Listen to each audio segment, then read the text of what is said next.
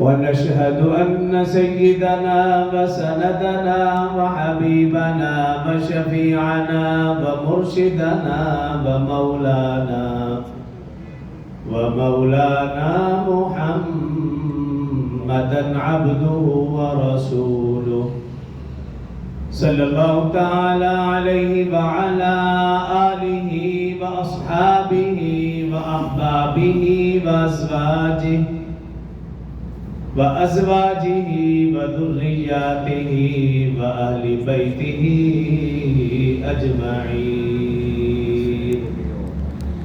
وسلم تسليما كثيرا كثيرا.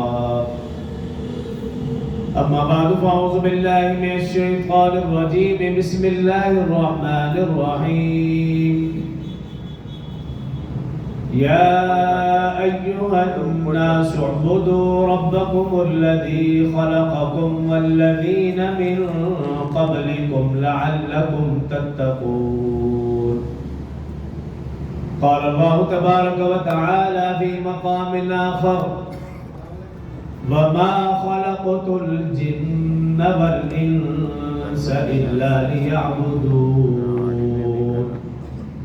قال الله تبارك وتعالى في مقام آخر: يا أيها الذين آمنوا كتب عليكم الصيام كما كتب على الذين من قبلكم لعلكم تتقون. صدق الله العظيم وصدق رسوله النبي الكريم. فنحن على ذلك لمن الشاهدين والشاكرين والحمد لله رب العالمين. تمام احباب مل کر ایک مرتبہ بآواز بلند نماز والا درود شریف پڑھ لیں. اللهم صل على محمد وعلى آل محمد كما صليت على إبراهيم وعلى آل إبراهيم إنك حميد مجيد. اللهم بارك على محمد وعلى آل محمد كما باركت على إبراهيم وعلى آل إبراهيم إنك حميد مجيد. رب اشرح لي صدري ويسر لي أمري واحلل عقدة من لساني يفقهوا قولي. رب زدني علما رب زدني علما رب زدني علما. میرے انتہائی واجب احترام برادران اسلام، دوستوں، بزرگوں، بھائیوں، رمضان المبارک کا یہ خیر و برکت والا، بخشش اور مغفرت والا مہینہ، جس کے متعلق رسول اللہ صلی اللہ علیہ وسلم نے ارشاد فرمایا کہ اولہ رحمہ، جس کا پہلا عشرہ رحمت ہی رحمت، وَأَوْسَطُهُ مغفرہ، اور جس کا درمیانی عشرہ مغفرت اور بخشش، وَآخِرُهُ عِتْقٌ مِّنَ النَّارِ، اور جس کا آخری عشرہ جہنم سے آزادی کا. آج الحمدللہ دوسرا عشرہ مکمل ہونے کو ہے اور آفتاب کے غروب ہوتے ہی تیسرا عشرہ جہنم سے آزادی والا شروع ہو جائے گا. اللہ تعالیٰ سے دعا ہے کہ اللہ رحمت والے عشرے کے صدقے پوری امت پر اپنی رحمتوں کا نزول فرمائے. مغفرت والے عشرے کے صدقے پوری امت مسلمہ کی بخشش اور مغفرت کا فیصلہ فرمائے. اور جہنم سے آزادی والا عشرہ اللہ ہم سب کو جہنم سے آزاد فرمائے. محترم سامعین، آیات مبارکہ تلاوت کی ہیں. یا ایھا الذین آمنوا کتب علیکم الصیام کما کتب علی الذین من قبلکم لعلکم تتقون. اس آیت مبارکہ میں اللہ رب العزت نے 4 عنوانات کا ذکر کیا ہے. پہلا عنوان یا ایھا الذین آمنوا، ایمان والوں سے خطاب. دوسرا عنوان کتب علیکم الصیام، روزے کی فرضیت. تیسرا عنوان کما کتب علی الذین من قبلکم، روزے کی تاریخ، اور چوتھا عنوان لعلکم تتقون، روزے کا فلسفہ۔ چار عنوانات کا اس چھوٹی سی آیت میں اللہ رب العزت نے تذکرہ فرمایا۔ ان میں سے پہلا عنوان ایمان والوں سے خطاب، گزشتہ سے پیوستہ جمعہ اس کے حوالے سے عرض کیا تھا کہ ہمارے پاس سب سے بڑی دولت، سب سے بڑی نعمت وہ ایمان کی ہے۔ اس سے بڑی دولت، بڑی نعمت کوئی ہو ہی نہیں سکتی۔ اور ہمیں بھی سب سے زیادہ فخر جس چیز پر ہونا چاہیے، ایمان۔ کنبہ، قبیلہ، برادری، رشتہ داری، عہدہ اور منصب یہ قابل فخر نہیں ہے۔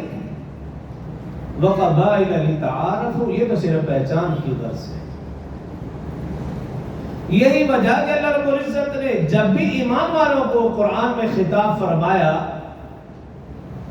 تو اسی پیارے لقب سے فرمایا، یا ایھا الذین آمنوا کتب علیکم الصیام، یا فرمایا یا ایھا الذین آمنوا اذا قمتم الی الصلاۃ، یا فرمایا یا ایھا الذین آمنوا اذا نودی للصلاۃ من یوم الجمعہ، یا ایھا الذین آمنوا ارکعوا واسجدوا واعبدوا ربکم وافعلوا الخیر لعلکم تفلحون۔ یعنی قرآن میں جا بجا آپ دیکھیں، جب بھی اللہ رب العزت نے اس امت کا ذکر فرمایا اس پیارے لقب سے کہ اے ایمان والو، اے ایمان والو، اس کے برعکس دیگر امتیں تھیں تو کبھی فرمایا یا قوم عیسیٰ، یا قوم موسیٰ، وَإِلَىٰ ثَمُودَ أَخَاهُمْ صَالِحًا وَإِلَىٰ عَادٍ أَخَاهُمْ هُودًا۔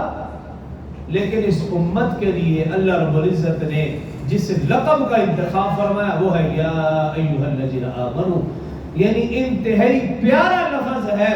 70 ماں کی محبت سے زیادہ محبت اس لفظ کے اندر چھپی ہوئی ہے جب اللہ ایمان والوں سے فرماتے یا ایھا الذین آمنوا۔ ایسا زبردست انتخاب ہے۔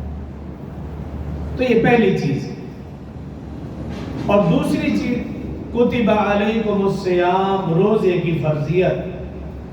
مختصر کر کے اپنے موضوع کی طرف آؤں گا۔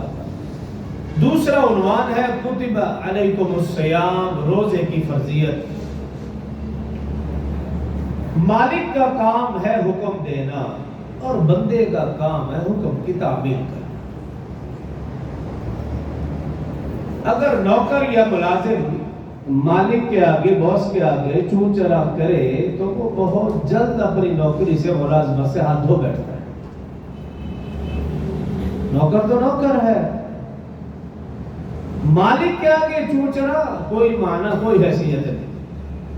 اور پھر وہ مالک الملک، بادشاہوں کا بادشاہ، احکم الحاکمین، جو خالق ہے، مالک ہے، رازق ہے، عزت ذلت، نفع نقصان، خوشی غمی، موت و حیات سب کچھ اسی ایک اللہ کے ہاتھ میں ہے۔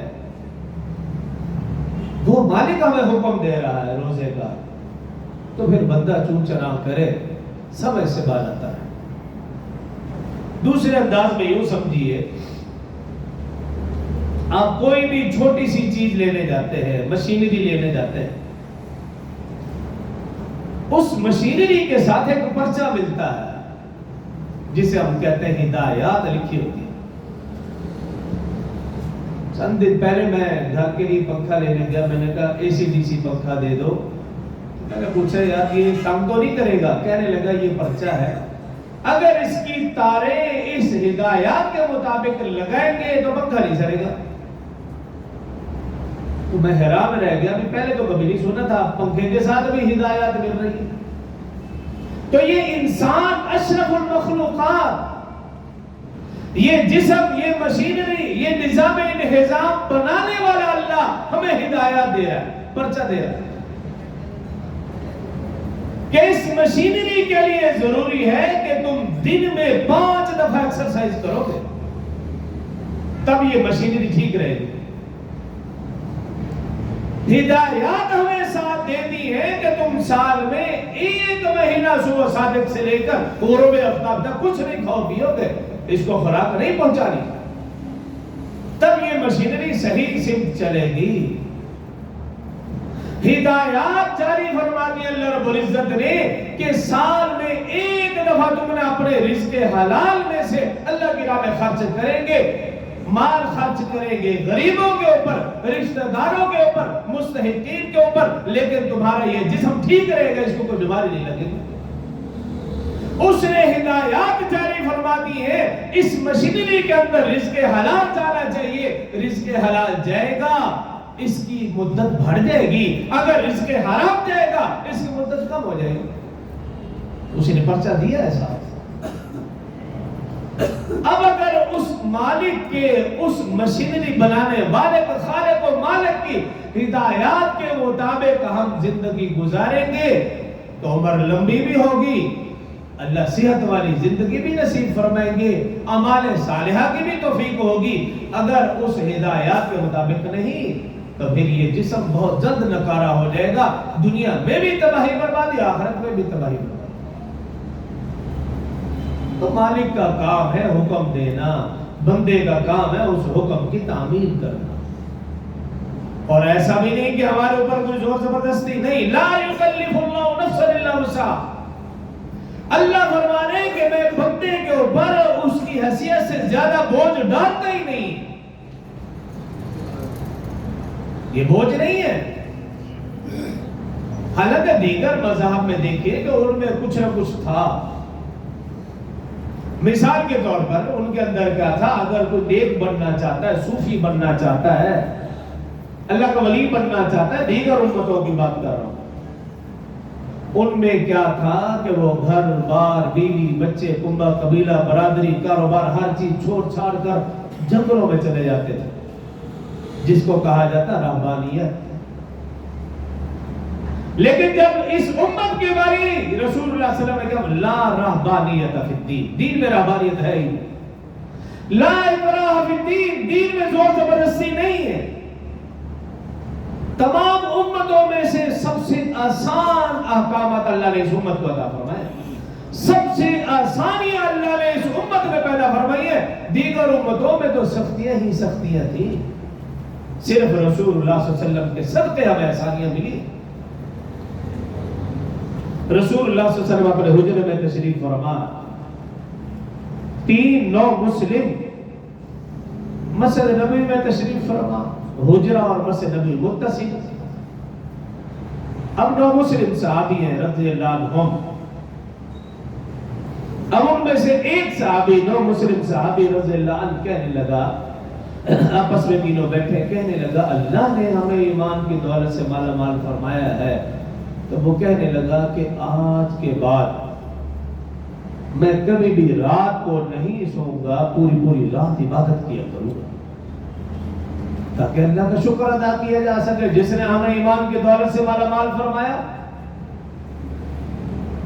اب دوسرا 9 مسلم صحابی رسول رضی اللہ عنہ کہنے لگا اللہ نے مجھے بھی ایمان کی دولت سے مالا مال فرمایا، میرا فیصلہ یہ ہے کہ میں آج کے بعد ہمیشہ روزہ رکھوں گا، کبھی ناغہ نہیں کروں گا، کہ اللہ نے ایمان کی دولت دی ہے تو پھر اس کا حق ادا کرنا چاہیے۔ اب تیسرا کہنے لگا کہ 9 مسلم صحابی رضی اللہ عنہ کہنے لگا کہ اللہ نے مجھے بھی ایمان کی دولت سے مالا مال فرمایا، میرا فیصلہ یہ ہے کہ میں ساری زندگی اللہ کی عبادت کروں گا، شادی نہیں کروں گا۔ اب رسول اللہ صلی اللہ علیہ وسلم حجرے میں اور ان تینوں کی باتیں سن رہے ہیں۔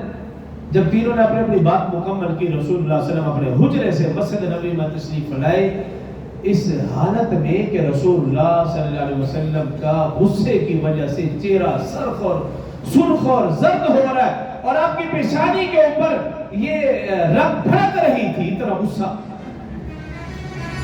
اور ان تینوں صحابہ کرام کو دیکھا اور فرمایا ایکم مثلی، تم میں سے کون میری مثل ہے؟ میں اللہ کا بھیجا ہوا نبی ہوں، پیغمبر ہوں، میں عبادت کرتا ہوں، میں کبھی روزہ رکھتا ہوں، کبھی نہیں کرتا، رات کو سوتا بھی ہوں، عبادت بھی کرتا ہوں، میرے گھر میں عائشہ بھی ہے، میرے گھر میں حفصہ بھی ہے۔ اس چیز کو نہیں کہتے کہ تم سب کچھ چھوڑ چھاڑ کر صرف عبادت میں لگ جاؤ۔ دین یہ ہے کہ تم حقوق اللہ بھی عبادت کرو اور اس کے ساتھ ساتھ حقوق العباد کی بھی ادائیگی کا اہتمام کرو، اپنے رشتہ داروں میں، کنبہ قبیلہ برادری میں رہ کر، بیوی بچوں میں رہ کر ان کے حقوق ادا کرتے ہوئے اللہ کا حق ادا کرنا، یہ نام ہے دین کا۔ دین تو ہمیں یہ سکھاتا ہے. لیکن دیگر مذاہب میں کیا تھا؟ جس نے نیک بننا ہو، ولی بننا ہو، صوفی باصفا بننا ہو، ہر چیز چھوڑ چھاڑ کر جنگلوں میں چلا جائے اور جا کر اللہ اللہ کرے. لیکن اس دین میں ایسا نہیں ہے. اللہ نے آسانی پیدا کی ہے. تو پہلی چیز ہے ایمان والوں کو خطاب، اور دوسری چیز ہے روزے کی فرضیت کہ مالک کا کام ہے حکم دینا، بندے کا کام ہے حکم کی تعمیل کرنا. اگر ہم بندے ہیں تو اللہ کا حکم ہے، مالک کا حکم ہے 1 مہینہ روزہ رکھنے کا. بندہ تو اپنے مالک کی بات مانتا ہے، چوچرا نہیں کرتا. تیسری چیز ہے کما کتب علی الذین من قبلکم، روزے کی تاریخ. اب جب اللہ رب العزت نے روزے کی فرضیت کا حکم جاری فرمایا، اس امت کے لیے اللہ رب العزت نے کیا لفظ فرمایا؟ کما کتب علی الذین من قبلکم، کہ کہیں میرے محبوب کی پیاری امت روزے کو اپنے لیے بوجھ نہ سمجھ لے. فرمایا پریشان نہ ہونا، یہ صرف تمہارے اوپر نہیں، تم سے پہلے جتنی بھی امتیں گزری ہیں، کما کتب علی الذین من قبلکم، اللہ فرما رہے ہیں ساری امتوں میں روزہ فرض تھا، لہذا تم پر بھی روزہ فرض ہے. اس کو بوجھ نہ سمجھنا، یہ کام انتہائی آسان ہے. تو روزے کی تاریخ حدیث کی کتابوں میں لکھا ہے کہ آدم علیہ السلام ہر مہینے کی 13، 14، 15 تاریخ، اسلامی مہینے کی 13، 14، 15 تاریخ، جنہیں کہا جاتا ہے ایام بیز، روزہ رکھتے تھے. تو آپ کے ماننے والے بھی روزہ رکھتے تھے. نوح علیہ السلام ہمیشہ روزہ رکھتے تھے، سال میں 2 دن روزہ نہیں رکھتے تھے. تو ظاہر ہے کہ ان کے ماننے والے بھی رکھتے ہوں گے. حضرت داؤد علیہ السلام 1 دن روزہ رکھتے ہیں، 1 دن ناگا کرتے، ان کے ماننے والے بھی ایسے. اسی طرح عیسائی موسم گرما کی بجائے سرما میں روزہ رکھتے تھے. یہودی 8 مہینہ روزہ رکھتے تھے، افطاری کی ساتھ ہی ادھر. اور اس امت کے لیے کیا آسانی ہے کہ 1 مہینہ، وہ بھی صبح صادق سے لے کر غروب آفتاب تک کھانے پینے سے رکنا ہے. پوری رات آپ اپنی ضروریات پوری کر لیں، کھائے پیئیں، مباشرت کریں، جو کام کرنا چاہتے ہیں کریں، کوئی روک ٹوک نہیں. لیکن بعض لوگوں کو دیکھا رسم و رواج کے اندر مبتلا ہوتے ہیں کہ خاص طور پر جن لوگوں کی نئی شادی ہوتی ہے تو ان کے ذہن میں پتہ نہیں کیا بھوت سوار ہے کہ وہ پہلا عشرہ یا پہلا رمضان بیوی کو گھر چھوڑاتے ہیں. یہ ایک بری رسم ہے. بھئی یہی تو عرصہ تھا کہ تمہاری وہ خدمت کرتی، سحری افطاری تمہارے ساتھ کرتی، تمہارے گھر میں رہتی، تمہارے ماں باپ کی خدمت کرتی. اور یہ کون سی رسم ہے؟ کہاں سے نکال لی ہے؟ ابھی اس کو جاؤ گھر چھوڑو. اور جب پوچھا جائے اس لیے کہ ایسا نہ ہو کہ برداشت نہ ہو سکے. بھی یہ کون سی انسانیت ہے کہ جو ناقابل برداشت ہو جائے؟ تو یہ ایک رسم ہے. اسلام کے اندر کیا ہے کہ تم نے 1 مہینہ صبح صادق سے لے کر غروب آفتاب تک کھانے پینے اور عادات و مباشرت سے اپنے آپ کو روکنا ہے. باقی آپ روزے کے حالت میں ساتھ بیٹھ بھی سکتے ہیں، گپ شپ بھی لگا سکتے ہیں، بغیر مباشرت کے آپ لیٹ بھی سکتے ہیں، اس میں کوئی ممانعت نہیں. تو بہرحال روزے کی تاریخ. اور چوتھی چیز ہے لعلکم تتقون. اس کا کچھ گفتگو اس جمعے اور باقی گفتگو اگلے جمعے کروں گا کہ روزے کا فلسفہ. چوتھی چیز، پہلی چیز کیا تھی؟ ایمان والوں کو خطاب. دوسری چیز روزے کی فرضیت. تیسری چیز روزے کی تاریخ. اور چوتھی اور اہم لعلکم تتقون، روزے کا فلسفہ، روزے کا مقصد. اور وہ کیا ہے؟ تقوی. لعلکم تتقون. اب اللہ رب العزت نے ہمیں پیدا کیا تو اس پیدائش کا مقصد بھی یہی بتایا، وما خلقت الجن والانس الا لیعبدون. میں نے جن و انس کو اپنی عبادت کے لیے پیدا کیا. تو اس عبادت کا مقصد تقوی ہے. یا ایھا الناس اعبدوا ربکم الذی خلقکم والذین من قبلکم لعلکم تتقون. کہ اللہ نے ہمیں پیدا کیا، ہماری پیدائش کا مقصد عبادت اور عبادت کا مقصد تقوی. پوری کی پورے دین کا خلاصہ، سارے کے سارے ارکان کا خلاصہ تقوی ہے. اور تقوی کسے کہتے ہیں؟ حضرت ابو ذر غفاری رضی اللہ عنہ، ان سے کسی نے پوچھا کہ تقوی کس چیز کا نام ہے؟ تو انہوں نے ایک آسان اور عام فہم انداز میں سمجھایا. حضرت ابو ذر غفاری رضی اللہ عنہ عظیم اور جلیل القدر صحابی رسول اللہ، جب ان سے پوچھا گیا تو فرماتے ہیں یوں سمجھیے ایک کچا راستہ پک ڈنڈی جس کے دونوں طرف خاردار جھاڑیاں ہوں. حضرت بزرگ غفاری رضی اللہ عنہ سائل سے کہنے لگے بتاؤ کیسے گزرو گے؟ کچا راستہ ہے، پک ڈنڈی ہے، دونوں طرف خاردار جھاڑیاں ہیں، بتاؤ کیسے گزرو گے؟ سائل کہنے لگا اے صحابی رسول ظاہر ہے کہ اپنے آپ کو بچا کر، اپنے کپڑوں کو بچا کر، اپنے دامن کو بچا کر گزروں گا کہ کہیں کوئی دامن کپڑا کسی جھاڑی میں اٹک نہ جائے. تو حضرت ابو ذر غفاری رضی اللہ عنہ فرمانے لگے تو یوں سمجھیے کہ زندگی ایک شاہراہ ہے، اس کے اوپر ہم نے گزرنا ہے اور ہمارے دونوں طرف گناہ ہی گناہ، فحاشی عریانی برائیاں. اپنے آپ کو گناہوں سے بچا کر، اپنے دامن کو گناہوں سے بچا کر جنت میں پہنچنے کا نام تقویٰ ہے. اور اس پرفتن دور میں تو اس بات کو سمجھنا اور آسان ہے. مسجد سے باہر نکلے، رسول اللہ صلی اللہ علیہ وسلم کی حدیث ہے، رسول اللہ صلی اللہ علیہ وسلم نے فرمایا ایسا زمانہ میری امت پر آئے گا کہ صبح اسلام کی حالت میں صبح کریں گے، شام کو ایسے لگے گا جیسے کافر. شام کو اسلام کی حالت میں شام کریں گے، صبح ایسے لگے گا جیسے کفر. یہ پرفتن دور وہ ہے کہ جب ہم ایمان کی، اسلام کی، قرآن کی، دین کی بات سنتے ہیں ایمان تازہ ہو جاتا ہے. اور یہ ایمان والوں کی نشانی ہے اذا ذکر اللہ وجلت قلوبہم واذا تلیت علیہم آیاتہ زادتہم ایمانا. اور جب ہم مسجد کے ماحول سے، ایمان، قرآن، دین، محفل کے ماحول سے جب الگ ہوتے ہیں، فحاشی اور عریانی برائیاں جب دیکھتے ہیں یوں محسوس ہوتا ہے کہ جیسے ایمان ہے ہی نہیں. یہ وہ پرفتن دور ہے. تو اس دور میں اپنے آپ کو گناہوں سے بچا کر نکلنے کا نام تقویٰ ہے. اور روزے کا اصل مقصد بھی تقویٰ ہے.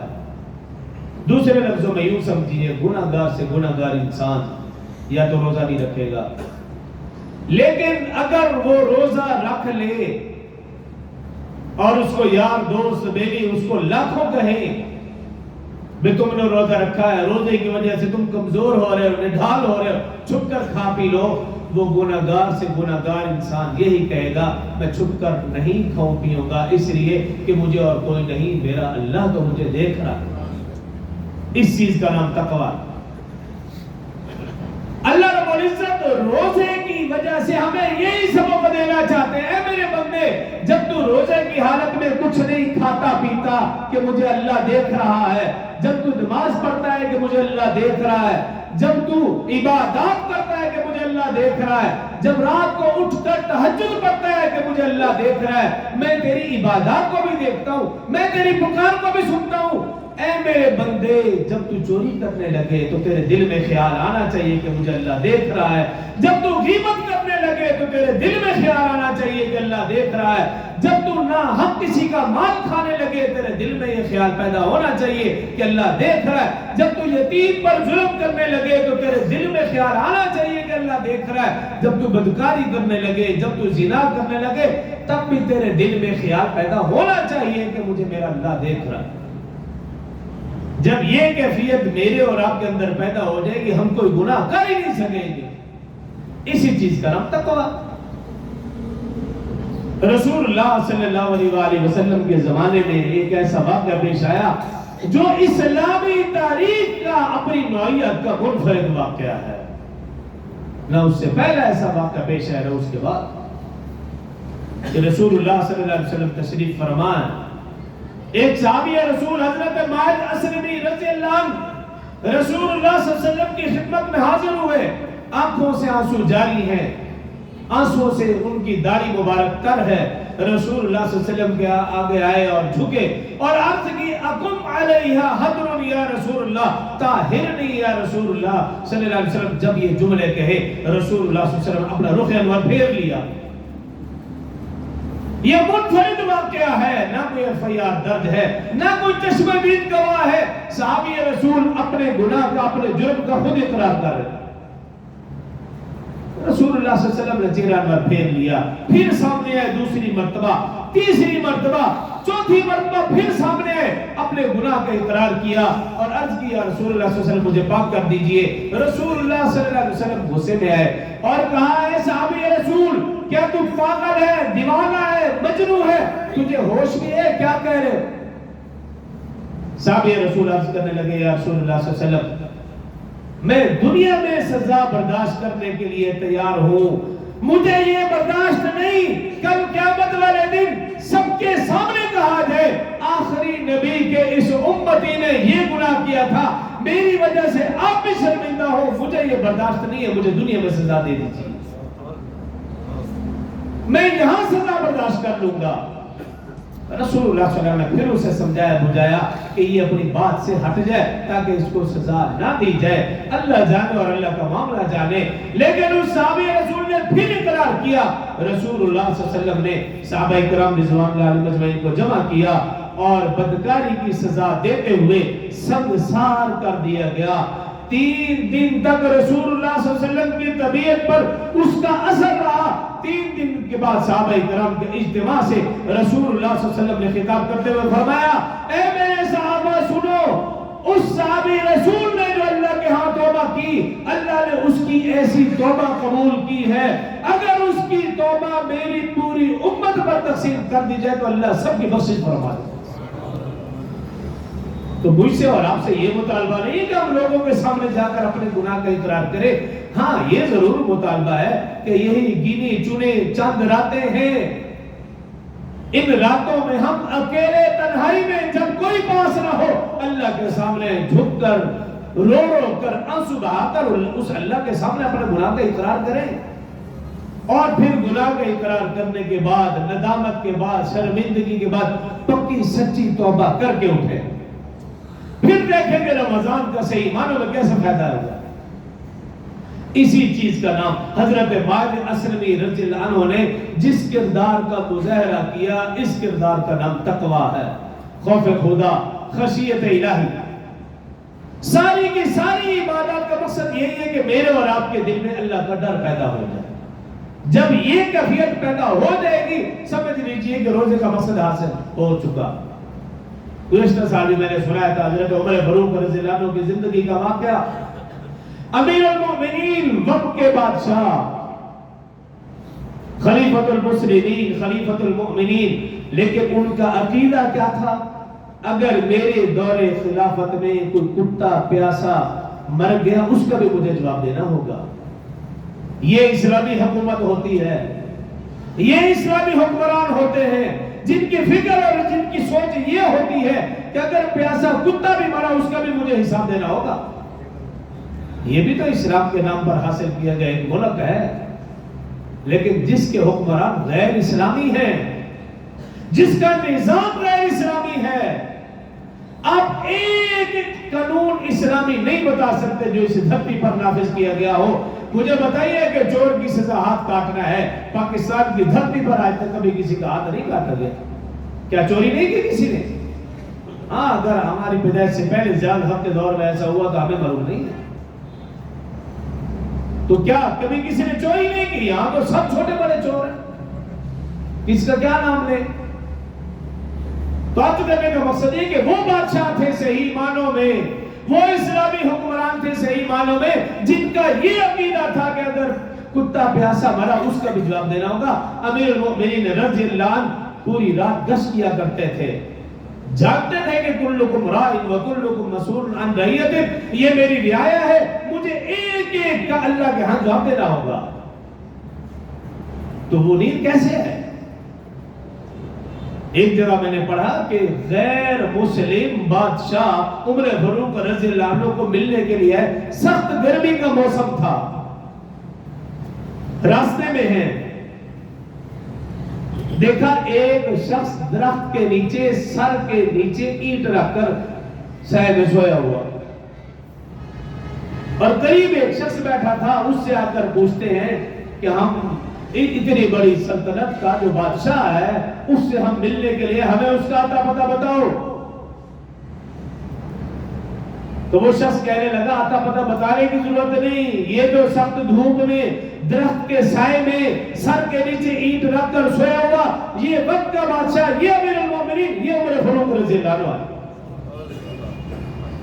بس یہ منظر دیکھ کر وہ غیر مسلم بادشاہ اسی وقت کلمہ پڑا، مسلمان ہوگا۔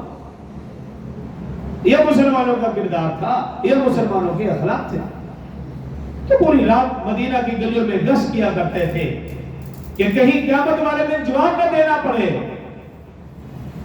ایک گھر کے قریب سے گزرتے ہیں، ماں بیٹی گفتگو کر رہے، عمر فاروق رضی اللہ عنہ رک جاتے ہیں کہ میں سنوں کہیں کوئی پریشان حال نہ ہو، لیکن جب کان دروازے پہ لگاتے ہیں ماں بیٹی آپس میں گفتگو کر، ماں بیٹی سے کہہ رہی ہے کہ بیٹی تنگی ہے، پریشانی ہے، غربت ہے، پیسوں کی ضرورت ہے، ہمارا کام تو یہی ہے کہ ہم دودھ بیچتے ہیں، اس دودھ میں کچھ پانی ملا دو، کچھ پیسے آ جائیں گے، ہماری ضرورت پوری ہو جائے گی۔ اب وہ بیٹی کیا کہتی کہ ماں جی آج ہی امیر المومنین نے اعلان کیا ہے کہ جو یہ گندی حرکت کرے گا اسے سخت سے سخت سزا دی جائے گی، من غش فلیس منی، کیونکہ رسول اللہ صلی اللہ علیہ وسلم کا فرمان ہے کہ جو ملاوٹ کرتا ہے، فرمایا رسول اللہ صلی اللہ علیہ وسلم نے میری امت میں سے ہی نہیں، اور اسی طرح فرمایا رسول اللہ صلی اللہ علیہ وسلم نے کہ جو شخص ذخیرہ اندوزی کرتا ہے اور چیزوں کو مہنگے داموں بیچتا ہے، فرمایا وہ میری امت میں سے ہی نہیں، وہ میری رحمت سے محروم رہے گا۔ آج آپ دیکھ رہیے کہ جب اسلامی ملک ہے تو رمضان المبارک کے مہینے کے اندر چیزیں مہنگی کر دی جاتی ہیں کہ ہماری کون سے دور ہو جائے۔ تو امیر المومنین عمر فاروق رضی اللہ عنہ دروازے پر اور ماں بیٹی گفتگو کر، تو بیٹی نے کیا کہا، ماں جی آج ہی امیر المومنین نے اعلان کیا ہے، تو ماں کہتی ہے بیٹا کون سا ہمیں امیر المومنین دیکھ رہا۔ تو جب یہ بات کہی تو بیٹی کہنے لگی ماں جی اگر امیر المومنین نہیں دیکھ رہا، امیر المومنین کا میرا اور آپ کا خدا تو ہمیں دیکھ رہا۔